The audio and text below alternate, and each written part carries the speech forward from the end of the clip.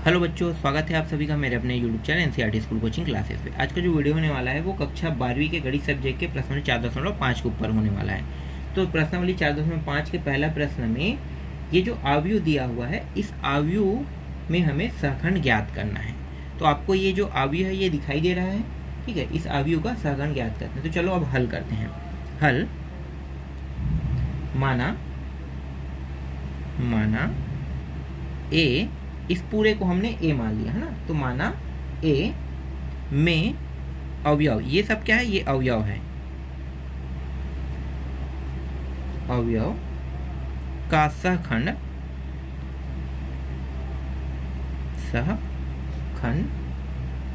ए आई जे है,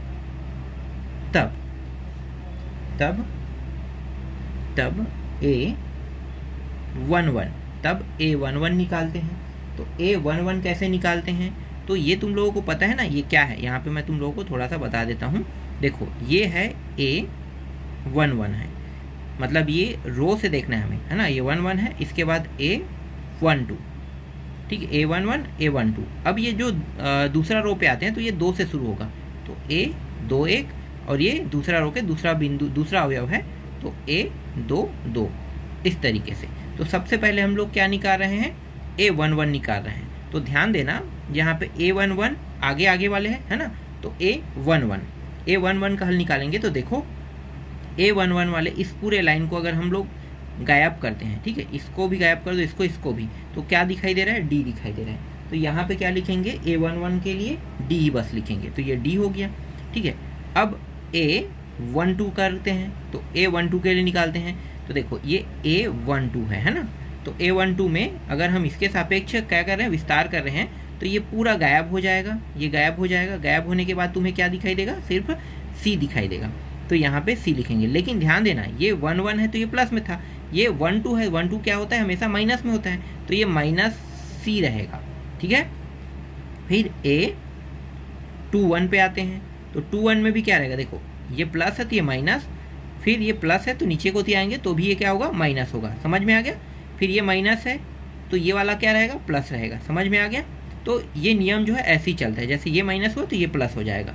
तो यहाँ पे ये जो 21 है ये क्या है, माइनस हो गया, ठीक है। इसका जो उत्तर आएगा वो माइनस में आएगा। तो इसको अगर हम देखते हैं तो ये सीधे रेखा में आ रहा है, ये सीधे रेखा, इसके छोड़ के बचा क्या, ये वाला, है ना। तो यहाँ पे इसके लिए कर रहे हैं तो हमें क्या दिख रहा है, B दिख रहा है। तो ये -B लिखेंगे। फिर A22 ये प्लस में है, तो इस वाले और इस वाले लाइन को छोड़ दो, क्योंकि ये सीधी लाइन में आ रहा है, इसके जो सीधी लाइन में नहीं आ रहा है वो A है। तो A जो है इसका उत्तर रहेगा, है ना। तो A22 का उत्तर ये रहेगा। अब सहखंड बना लेते हैं। तो सहखंड को कैसे लिखते हैं, सहखंड को एडजॉइंट लिखते हैं, ठीक है। A ये छोटे अक्षर में रहेगा, ADJ, इस तरीके से एडजॉइंट आपको लिखना है। एडजॉइंट A बराबर, यहाँ पे अब क्या करेंगे, रो को कॉलम में बदल लेंगे, कॉलम को रो में बदल लेंगे, ठीक है। जब भी हम एडजॉइंट निकालते हैं, सहखंड निकालते हैं, तो सहखंड निकालने के बाद रो को कॉलम में, कॉलम को रो में लिखते हैं। तो यहाँ पे देखो A11 है ना, तो A11 इस तरीके से होगा, A12 इस तरीके से, फिर A21, फिर A22। समझ में आ रहा है। यहाँ पे बदलाव हुआ कि नहीं हुआ ना। तो यहाँ पे रो को कॉलम में हमने लिख लिया और कॉलम को रो में लिख लिया। अब इनके मानों को यहाँ पे रख देते हैं। तो देखो, A11 का मान कितना है, D है, तो D रख देंगे यहाँ पे, ठीक है। A21 का मान देखो, तो 21 का मान क्या है, -B, तो माइनस यहाँ पे B रखेंगे। फिर A12 का मान देखो, तो 12 का मान कितना है, -C, और 22 का मान कितना है, A। तो इस तरीके से एडजॉइंट A भी हमने निकाल लिया। और इस प्रश्न में हमें क्या ज्ञात करने के लिए कहा था, एडजॉइंट A मतलब सहखंड ज्ञात करने के लिए कहा था। तो सहखंड जो है यही है और यही हमें ज्ञात करना था। तो इस तरीके से हमने पहला प्रश्न को सही तरीके से बना लिया। समझ में आया पहला प्रश्न। चलो अब दूसरा प्रश्न देखो। मेरे हिसाब से दूसरा प्रश्न तुम लोगों से तो बन जाएगा ना। देखो, दूसरा प्रश्न जो है 1, 2, 3 और -5 दिया हुआ है, ठीक है। चलो इसको भी बना लेते हैं। जितना आपको समझ में आ सके उतना मैं यहाँ पे समझाने की कोशिश करूँगा, ठीक। क्या लिखना है यहाँ पे माना लिख देना है, ठीक है। माना, इसे ए मान लो, यहीं से शुरू कर लो। माना ए में अवयव का सखंड AIJ है तब सबसे पहले किसको निकालते हैं हम लोग? A11 को निकालते हैं। A11 को निकालते हैं तो देखो ये वाला लाइन और ये वाला लाइन छूट जाएगा, बचे क्या? -5, तो यहाँ पे -5 लिखो। फिर A12 निकालते हैं, तो A12 निकालेंगे तो ये 1 2 है ना, तो ये सीधी लाइन में आ रहा है, ये भी सीधी लाइन में बच रहा है क्या? 3, तो 3 बस को यहाँ पे लिख लो। और 3 किस में रहेगा? प्लस में रहेगी कि माइनस में? माइनस में रहेगा। सबको पता है ना किस में रहेगा? माइनस में, क्योंकि ये प्लस में तो ये माइनस वाला ही लाइन है। फिर ये माइनस में आएगा इसका भी, A21, तो 21 ये वाला देखो तो यहाँ पे 2 बच रहा है, मतलब -2 हो जाएगा। फिर 2 प्लस में रहता है, तो ये प्लस में रहता है, तो ये क्या हो जाएगा? ये वाला लाइन लेंगे तो यहाँ पे कितना आएगा? 1 आ जाएगा, तो ये 1 आ गया। ठीक है, अब सखंड निकाले हैं उसको लिख लेते हैं, है ना। तो उसको कैसे लिखेंगे? ADJ एडजॉइंट A, सबसे पहले हमें क्या लिखना है? A11 A12, ठीक है। तो ये -5 और ये -3, ठीक है। यहाँ पे रो को कॉलम में, कॉलम को वापस रो में बदल देते हैं, ठीक है। तो ये जो है ये रो में था, तो इसको हमने कैसे बदल दिया? कॉलम के रूप में, ठीक है। ये भी रो में है तो ये भी कॉलम के रूप में आ जाएगा, 2 और 1 इस तरीके से, ठीक है। यही क्या है? आपके प्रश्न का उत्तर है। कोई डाउट हुआ यहाँ पे? मेरे हिसाब से तो आप लोगों को यहाँ पे कोई भी डाउट नहीं हुआ होगा, ठीक। अब तीसरा देखते हैं। पहला का तीसरा A बराबर cos अल्फा sin अल्फा, फिर sin अल्फा और cos अल्फा, ठीक है। अब इसको फटाफट हल करते हैं, डायरेक्ट इसे बदल लें। अब इतना तो समझ में आ गया होगा, तो पूरा तरीका भी समझ में आ गया है ना, क्या क्या हो रहा है। तो यहाँ पे मुझे ये वाला पॉइंट अब लिखने की जरूरत तो नहीं है, ठीक है। ये अब आप लोग पेपर हाल बस में लिखना। अब थोड़ा सा शॉर्टकट करते हैं, ठीक। तो A11 लिख लेते हैं यहाँ पे। A11 बराबर क्या होगा? देखो ये आएगा पहले, तो ये cos अल्फा हो जाएगा। फिर A12 के लिए करेंगे, तो इसके लिए करेंगे तो ये माइनस साइन अल्फा हो जाएगा। क्यों? क्योंकि ये दोनों को अगर हम इस वाले लाइन और इस वाले लाइन को देखेंगे तो ये दोनों सीध में आ रहा है, तो बच क्या रहा है? ये रहा। फिर A21, तो देखो 21 के लिए करेंगे तो ये दोनों सीध में आ रहा है, यहाँ पे बच रहा है माइनस साइन अल्फा। फिर A22, तो ये दोनों आ रहा है सीध में, तो बच रहा है क्या? कॉस अल्फा बच रहा है, जो सीध में नहीं आ रहा है। अब सखंड को लिख लेते हैं। ADJ एडजॉइंट A बराबर, देखो ये A11 है, A12 है, तो इसको हम किस में लिखेंगे? ये रो में है तो कॉलम में लिखेंगे, तो कॉलम में लिख लेते हैं। तो ये हो रहा cos alpha minus sine alpha, और ये भी किस में है? रो में है, तो इसको भी कॉलम में लिखो, तो माइनस साइन अल्फा और ये रहा कॉस अल्फा। इस तरीके से तीसरा भी समझ में आ गया। यही क्या है? आपके प्रश्न का उत्तर है। अब जो प्रश्न आगे और मैं बनाते जाऊंगा वो इसी तरीके से सेम बनते जाएगा। तो ये जो चौथा प्रश्न है, ठीक है, ये जो चौथा प्रश्न है पहला का, इसको बना के देखना। भाई आसान तो हो ही गया है, 10 अल्फा 2 और माइनस 10 अल्फा 2 1, ये प्रश्न तुमसे बन जाना चाहिए, ठीक है। उत्तर क्या आएगा पता चल गया। अगर लिखना चाहो तो ये पहला पॉइंट बनेगा, फिर इसके लिए करोगे तो ये माइनस वाला है ना, ये बनेगा, ठीक है। माइनस रहेगा तो ये प्लस में आ जाएगा, ठीक है, क्योंकि चिन्ह जो है वो क्या होगा? यहाँ पे हावी हो जाएगा। चलो ये तो समझ में आ गया, आगे देखो।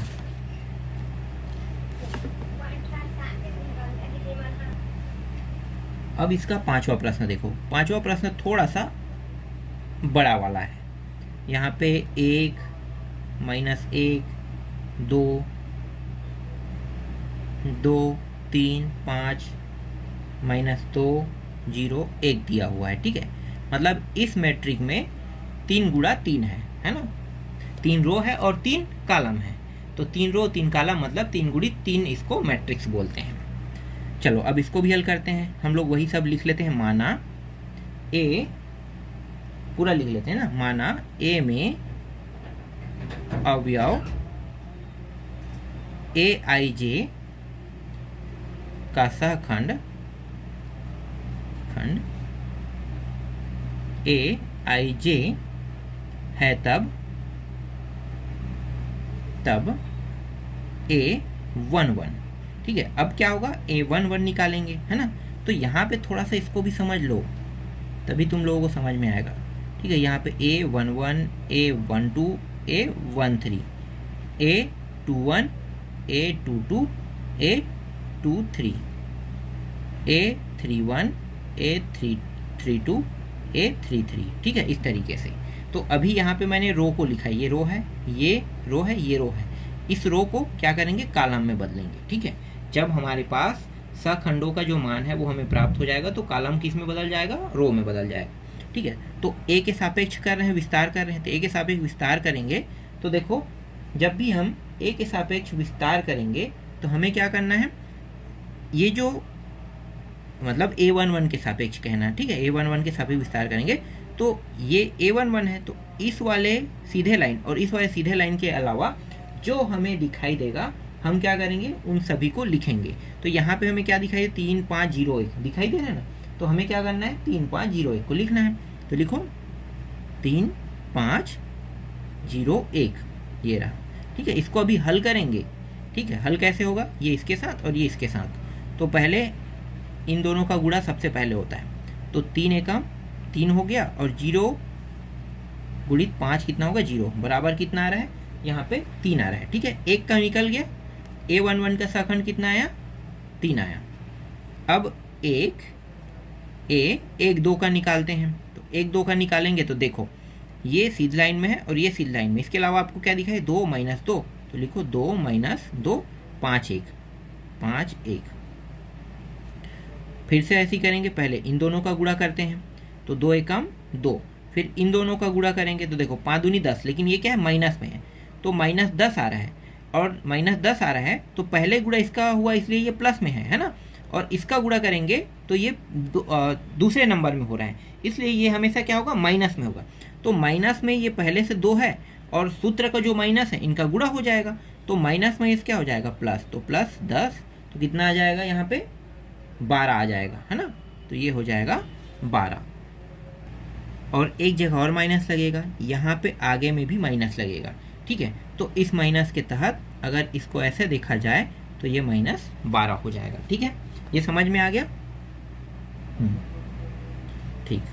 अगला देखो A13 है ना, 1 3 का देखते हैं।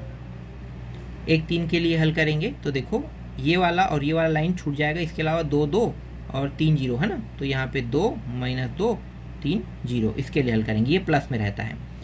तो इन दोनों को गुणा करेंगे तो ये क्या हो जाएगा, 0, तो 0 हो गया। फिर यहाँ पे देखो 3 दूनी 6, ये माइनस में है, तो जब भी हम इस साइड को पहले करेंगे तो ये प्लस में रहता है ना, लेकिन यहाँ पे अगर इस साइड को करते हैं दोनों प्लस में है तो माइनस में लिखते हैं, ठीक है। तो यहाँ पे क्या करेंगे, 3 दूनी 6 हो गया, 6 जो है ये माइनस में होगा और यहाँ पे फिर माइनस है, तो माइनस माइनस क्या हो जाएगा, प्लस हो जाएगा, तो यहाँ पे 6 आ जाएगा। तो यहाँ पे हमें कितना लिखना है, +6 लिखना है, ठीक है। थोड़ा सा यहीं पे कन्फ्यूजन होता है, लेकिन आप लोग कक्षा 12वीं में हो तो मेरे हिसाब से ये सारी टॉपिकों के बारे में तुम लोगों को पहले ही पता होगा, इसलिए मेरे हिसाब से इतना डिटेल से मुझे बताने की जरूरत नहीं, कन्फ्यूजन तो नहीं होना चाहिए। अब आगे देखते हैं 2 1 के लिए, ठीक है। 2 1 के लिए करेंगे, तो 2 1 के लिए करेंगे तो पहले मैं क्या करूँगा, माइनस पहले लगा लूँगा, ठीक है। देखो 1 + 1 - 1 + 1 - यही नियम है, 1 + 1 - 1 + 1 -, ठीक है। इसी तरीके से तो ये प्लस वाला था, ये माइनस, ये प्लस है तो ये माइनस, ठीक है। अब यहाँ पे देखो इस वाले को देखना है, ये वाला लाइन छोड़ दो और ये वाला लाइन छोड़ दो। अब क्या दिखाई दे रहा है, -1 और 0 दिखाई दे रहा है, तो लिखो -1 0 फिर 2 1, इस तरीके से लिख लेंगे।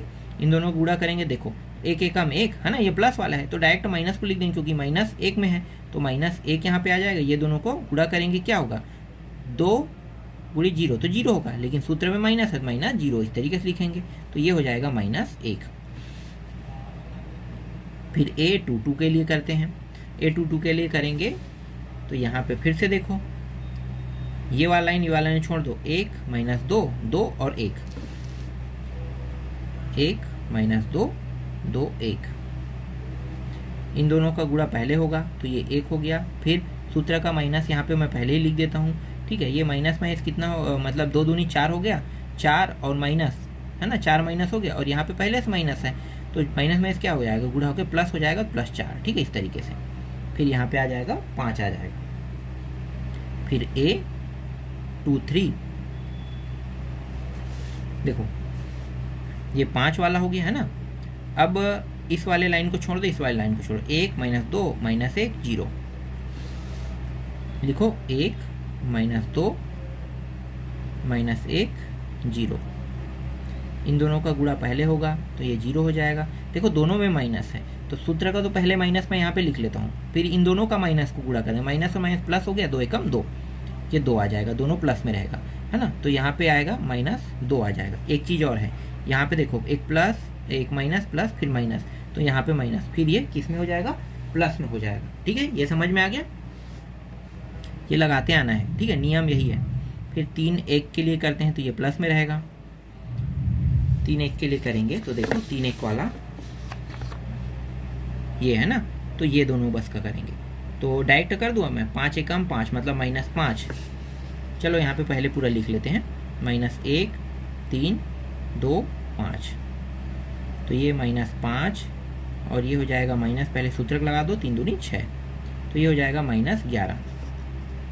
फिर A32, ये माइनस में रहेगा, है ना।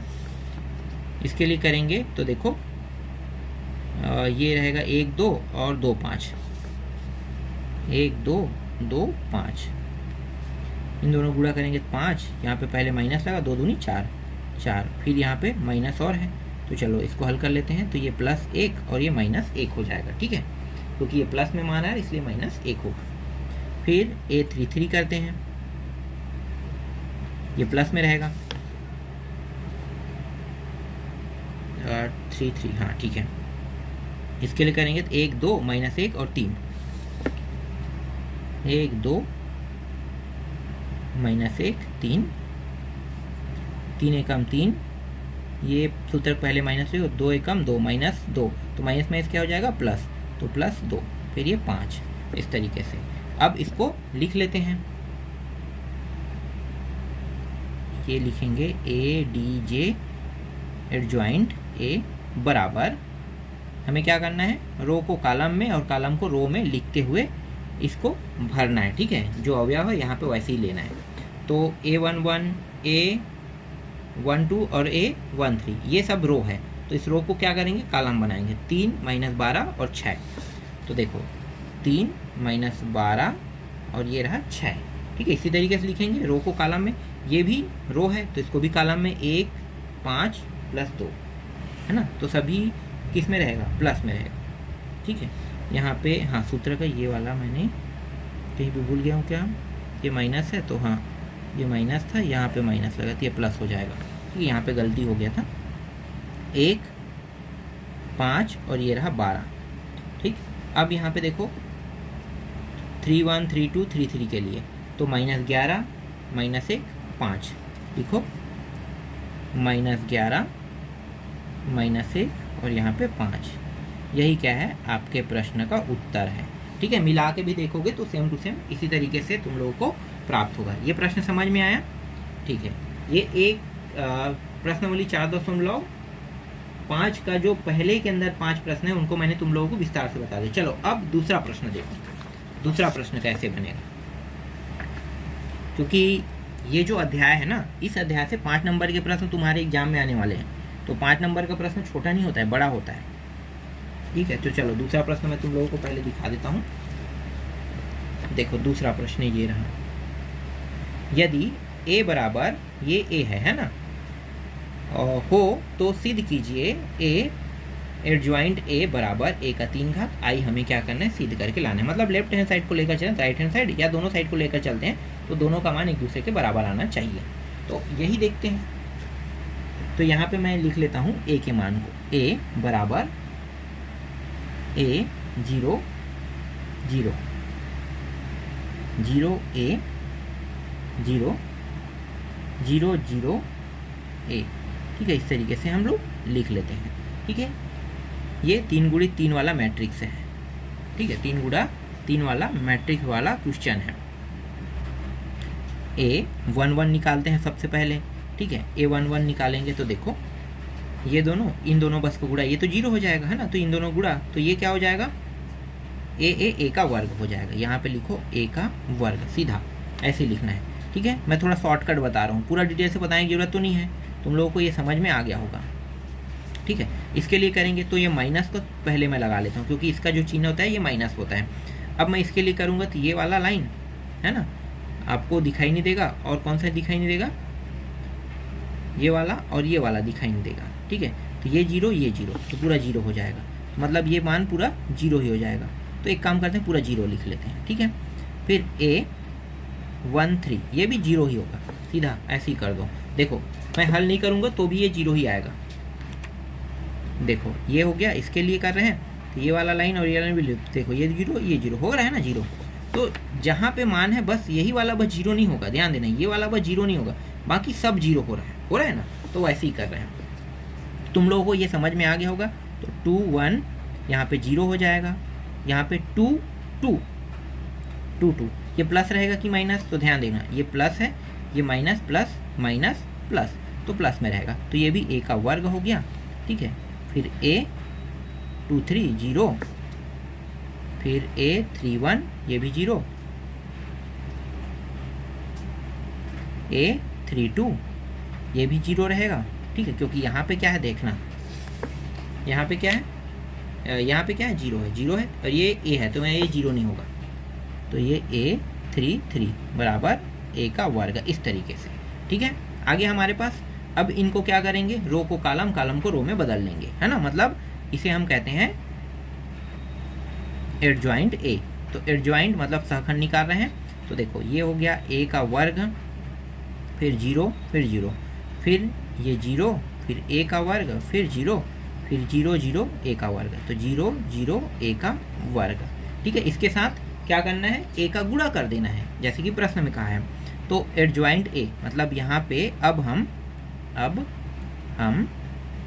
ए का गुणा कर देंगे किसके साथ, एडजॉइंट ए के साथ, ठीक है, इसके साथ गुणा कर देंगे। तो ए का मान क्या है, A 0 0 0 A 0 0 0 A, और ये रहा आपका एडजॉइंट ए का मान, तो ए का वर्ग 0 0 0 ए का वर्ग 0 0 0 ए का वर्ग, ठीक। हल कर दो। तो तुम्हें पता होना चाहिए कि जब भी हम गुणा करते हैं तो रो का गुणा कॉलम के साथ होता है, याद रखना। तो देखो इसका गुणा इसके साथ होगा, तो ये हो जाएगा ए का 3 घात, हुआ ना ए का 3 घात, तो ये ए का 3 घात हो गया। अब ये जो है दूसरे के साथ होगा 0 0 आएगा, तीसरे के साथ होगा 0 का 0 आएगा, ठीक है। तो इसको कैसे लिखते हैं, इस तरीके से 0 + 0, याद रखना। अब इसी का गुणा दूसरे वाले कॉलम के साथ भी होगा, ठीक है। तो ये 0 हो जाएगा, ये इसके साथ होगा, तो फिर ए का 3 घात हो जाएगा, फिर 0 हो जाएगा। फिर इसी का तीसरे वाले कॉलम के साथ भी गुणा होगा, तो 0 + 0 + ए का 3 घात, इस तरीके से। अब क्या करेंगे, दूसरे रो का गुणा इन तीनों कॉलमों के साथ करेंगे, तो इसका गुणा इसके साथ 0 हो जाएगा, ठीक है। इसका गुणा, हाँ इसका गुणा इसके साथ होगा, देखो इसके साथ होगा तो 0, और फिर इसका गुणा इसके साथ होगा तो 0, ठीक है, ये भी 0 हो गया। फिर इसका गुणा दूसरे वाले कॉलम के साथ होगा तो 0, फिर इसका गुणा इसके साथ होगा तो ए का 3 घात, फिर ये 0, फिर इसी का गुणा इस वाले के साथ होगा, देखो यहाँ पे सभी में क्या है, ये मतलब ये यहाँ पे इसके साथ गुणा, मतलब 0 0 आ जाएगा, तो ये 0 + 0, ठीक है। गुणा मैं सही कर रहा हूँ, ठीक है। यहाँ पे, हाँ यहाँ पे कहीं पे मैं गलत कर दिया क्या, मुझे तो लग रहा है, देखना थोड़ा सा गलती मैंने सेकंड वाले में थोड़ी किया है, एक बार मिला लेते हैं, ठीक है। यहाँ पे मैंने गलती किया है, हाँ यहाँ पे देखो ये वाला में जो है ना, ये 0 0 होना चाहिए, ये भी 0 ये भी 0 होना चाहिए, सभी 0 0 होना चाहिए, ठीक है। क्यों, देखो इसका गुणा इसके साथ होगा, इसका गुणा इसके साथ होगा, और इसका गुणा इसके साथ, तो 0 हुआ ना। फिर इसका गुणा इसके साथ, इसका गुणा इसके साथ, इसका गुणा इसके साथ, तो ये भी 0 हो गया। तो ये जो है सही आया है। यहाँ पे जो सेकंड वाला था वो गलत हो रहा था, इसलिए कन्फ्यूजन हो रहा था, ठीक है। ये भी ठीक हो गया। अब चलो फिर से हल करो। अब इसका गुणा इसके साथ 0 हो गया, ठीक है, 0, फिर प्लस इसका गुणा इसके साथ, फिर 0, फिर इसका गुणा इसके साथ, फिर +0, ठीक है। अब फिर से करो, इसका गुणा इसके साथ 0, फिर इसका गुणा इसके साथ करेंगे ये भी 0, ए का गुणा 0 के साथ करेंगे 0, ठीक है। अब ये वाला करो, ये गुणा ये मतलब ये 0, फिर इसका गुणा इसके साथ 0, फिर ए गुणा ए के वर्ग के साथ करोगे तो 3 घात आ जाएगा इस तरीके से।